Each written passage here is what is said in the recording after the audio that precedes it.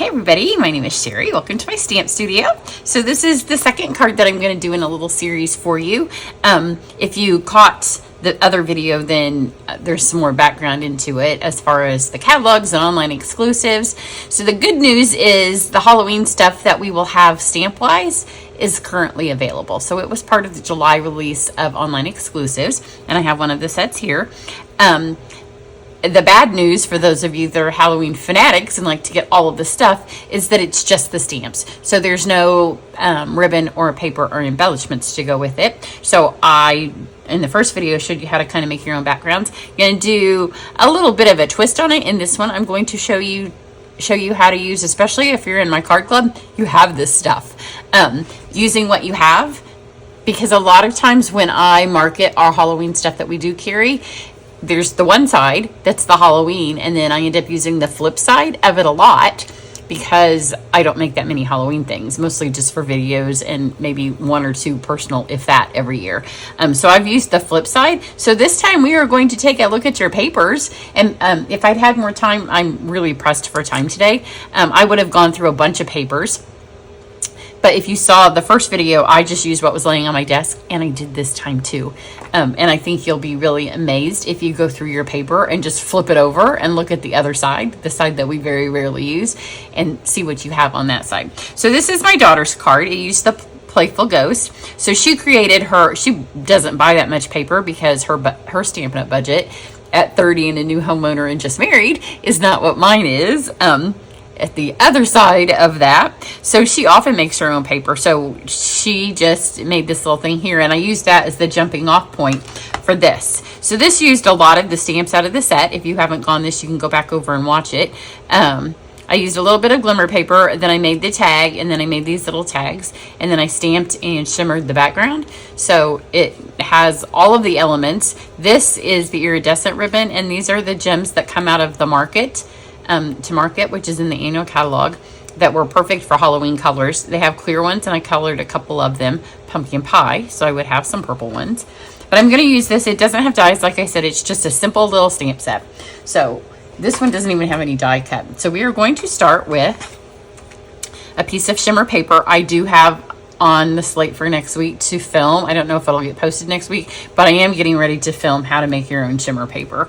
So we're doing it in Card Club right now. I needed to have, in Card Club they have the stuff because I sent them the stuff. So they can just kind of make it for their Card Club projects. But to do the video, I wanted to have a few more things. And it's because there's drying time involved, I have to be a little bit more intentional on how I film it, because I want to have some stuff done and show you how to do it in between. So here is, and then yesterday we did, I should get that out and show you. I played with kits with my friends, and I used the embossing paste, and I put Cajun Craze in it, and so now it's permanently on my nail. That's fun, isn't it? So I am going to use this little piece of shimmer. Then I have some black. I did think about stamping on it in some white for a little bit more of a background, but if it was a wedding card, I might. If it was some, a card that they're going to keep, or, milestone birthday that I spend more time on, for Halloween, I'm like, it can just be black. So here's the two papers I chose. So if you're in Card Club, this came in this month if you got the super pack. So this is the vellum that's part of the online exclusives, and it is part of the season of, or green and gold, season of green and gold. It's the specialty vellum. So for most, there's 3 different designs in that packet, 2 of which have the greenery and slant more towards Christmas, but they can be used just as greenery as well, depending on how you use them. And then this one is just a pattern. So I think with this punch and that pattern, it fills in fine for our Halloween. And then for our background, I'm going to show you this side, because I'm wondering if you haven't snuck a peek ahead of an email or my blog post, if you know what this is. So you kind of have to turn it around, because there is an up and down. So on my paper, I intentionally put it on upside down because that kind of detracts from it. So you know what it is? It's not Halloween paper, but it could easily be the other side of a lot of our past Halloween papers. So it is the lavender. And we did Yeah, we did Card Club with the lavender. All of a sudden, I'm like, did we use it? We did. We used it with the everyday detail. So it was a couple of months ago. It was in the spring, I think we used it. So if you're in Card Club, you have this paper, and you just need a little piece for the back. So see, go through your papers and just don't look at the lab, because you don't want your little vampire ghost on with this. But this is perfect. So now let's stamp this. Just using black ink. I have the pumpkin still in the block from the other card. So there's these little bats that come in the set, and they're going to help complete our lavender paper and make it be Halloween. So I'm just going to have them flying up. I'm not going to do the whole card, but just kind of like they're going up. Some of it will get covered up, and the first time I thought maybe you would see through the vellum. The vellum's pretty opaque, so you don't see the ones that are going to be hidden back here. So I'm spreading them out a little bit further than I did the first time. That's the great thing about doing 2 cards. I do my first one. Card Club, I often do 3, because I do a mock-up, and then a finished one, and then I film. So by the time I get to the filmed version, I'm like, yeah, I know where I'm going with this. One more up here. And then I may do one here. There isn't one that far out on my other card. And then there's a little saying that says Happy Halloween. There's a trick or treat. There's a boo. There are 2 Halloween sets. This is my daughter's set that I have borrowed from her, and the other one I didn't get. Like I said, I don't do a lot of Halloween, so I was kind of hanging on, like a lot of you might be, to see what was in the holiday catalog. But since there's a kit, a haunted house kit, and there will be some scrapbooking stuff that could easily be switched to cards. But we can't get that till September. So I just borrowed this from my daughter. So here we have our background paper that we've created. So I'm going to color him in. This is on the shimmer, so you can just straight up color. I'm going to use Highland Heather for his cape. Well, actually, I'm going to use a little bit of Lemon Lime Twist for the inside of his cape. And I'm going to do that first, because when I talk, sometimes I don't pay attention to where I color. So if this is already colored, I won't have to worry about ruining it. And then I did the inside of his ears, just so we'd have a little pop more of color on the card. I didn't want it to just be all purple and black. And then his little fangs I did in pumpkin pie. You have to be super careful because blends do bleed. So literally I just put a dot on there and I let it bleed into fill out the rest of it. Otherwise he'll have orange smushes on his face. So let's take our dark Highland Heather around the edges.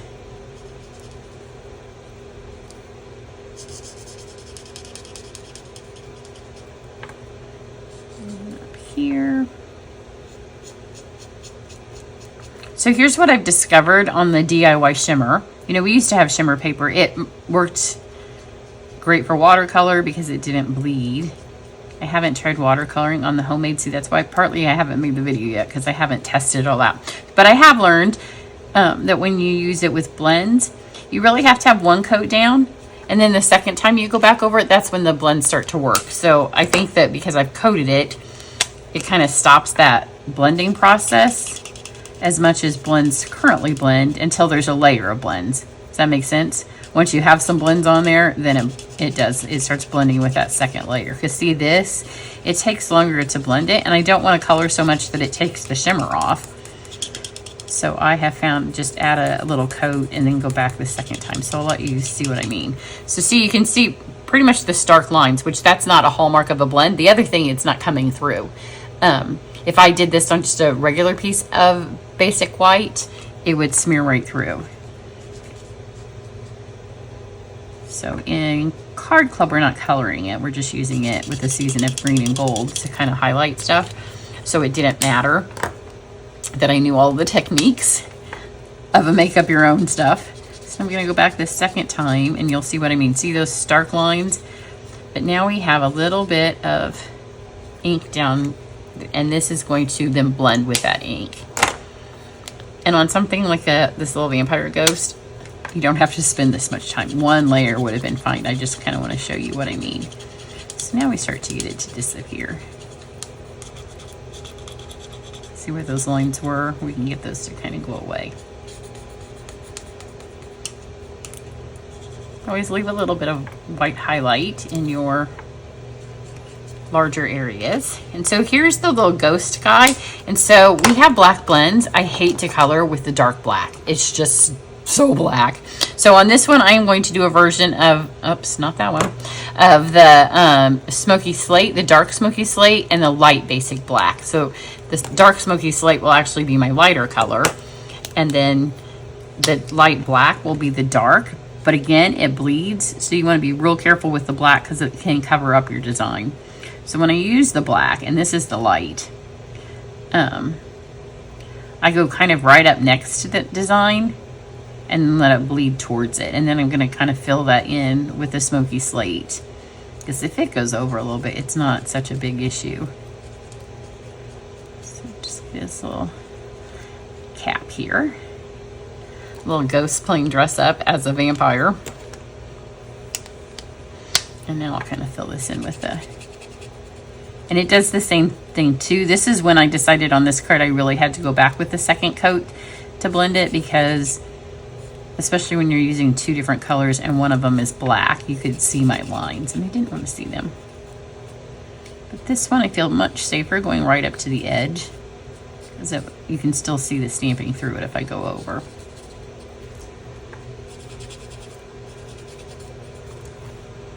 So I'm going to take my snips now and trim that out, and then after it's trimmed and that has a second to set, I'll show you what happens when we put that second coat on there. Okay, so we have, you can still see those lines, and look, it's hardly come through the paper, so that tells me that there's something different to the paper that you use it. You know, if I had lots of hours, which I do have lots of hours, but I want to spend some of them outside and doing some fun summer stuff. That was this black. No, it's slate. I would make the shimmer paper, and then before I made the video, I would try all of our coloring techniques, like painting with ink pads, with watercolor pencils, with all of that. But I don't have that much time. Oops. So I am going to show you how to use it best I can, but I did want to not just show it to you and be like, this is pretty sparkly paper, but it is. And you can just use the pretty sparkly paper for whatever. So I'm going to take my two little punch outs from Christmas paper on my lavender paper. So see if you want to flip it over this way and add your stamped lavender things. That would be a totally different, beautiful card. See, you could pop it on. This is some blackberry. How pretty would that be? I love that our products give you so much versatility. So pop this over here, and I'm going to grab and just put a little bit. You can see through, but there's going to be enough. See, this way I still covered up my bats. So you'll see it through, but there's so much going on the card you won't notice in a second. Put this on here. And then you can use the ribbon that I used on my other card, because I used the iridescent, this one, and that would work. But I know a lot of you have this. I think we used it in Card Club maybe the year before last, so you would have had to been in Card Club for a hot minute, and maybe you still have some left. But this is in the annual catalog. Again, it has a Christmas feel to it, but lots of times when we've had ribbon in a Halloween suite, people haven't even noticed it until I start putting it on Christmas cards, because they don't shop the Halloween suites. And remember that silver mesh we had a couple years ago? That was one of my favorite ribbons, and that was from the Halloween, but we ended up using it a ton on Christmas cards. So this ties really nicely. Did I say what it is? Silver edged ribbon, I think is what it's called. I don't want a giant bow, but I want it to, there's not much on this card, so we can stand to have the bow be a little bit bigger and not have it compete with everything. And then before I do that, I'm going to grab my dark black blend and just give a little bit more, help kind of fill this in. So where it's in between those bats, there's still something far away in the night sky. Because I don't use my black blend very often, and because it's black, you can really see those speckles that it's added to that card. And then I'm going to grab my Wink of Stella, and I'm going to add some to the stars. But again, there's no sense in adding any that are going to be covered up. So I'm going to wait and do that after my card's all put together. So I'm just going to drag this across here. I only adhered this in the middle of my other one, and it's already raising up. A little bit muggy out in the Midwest today. this. Let me go ahead and, there's those.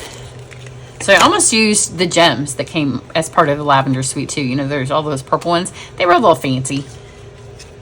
I didn't feel like my vampire was quite that fancy. So stick this on here. My other one, I cut the wrong size. How many times have I cut a panel and it already glued the ribbon on? So I was like, well, it'll just be a little bit full on the card. And pop our little guy up.